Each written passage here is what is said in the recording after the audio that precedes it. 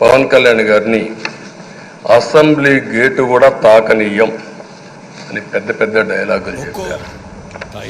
21 సీట్లలో పోటీ చేసి 21 సీట్ని గెలిపించారు.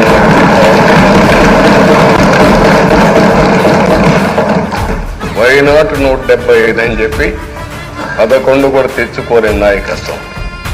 అంటే ఏ విధంగా మాట్లాడారు అనేదానికి ఇది ఉదాహరణ.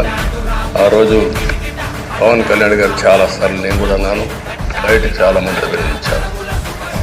ఎక్కడ తగ్గాలో తగ్గడం, ఎక్కడ గెలవాలో గెలవడం నేర్చిన వ్యక్తి పవన్ కళ్యాణ్ గారు. ఈ రోజున వాళ్ళకి 11 సీట్లకు పరిమితమయ్యారు. ఈరోజు లేరు, ధైర్యం లేదు వాళ్ళకి.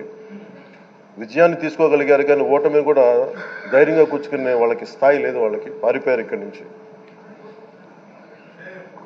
భావంలో ఉండే తీవ్రత భాషలో ఉండాల్సిన అవసరం లేదు. భాష మనుషుల్ని కలపడానికి కానీ విడగొట్టడానికి కాదు. భాష విద్వేషం రేపడానికి కాదు, పరిష్కరించడానికి. ఎంత జటిలమైన సమస్య అయినా, భయంకర సమస్య అయినా చర్చల ద్వారా పరిష్కరించుకోవడానికి కానీ వివాదం సృష్టించడానికి కాదు. ఈ సభ ఉన్నది అందుకు.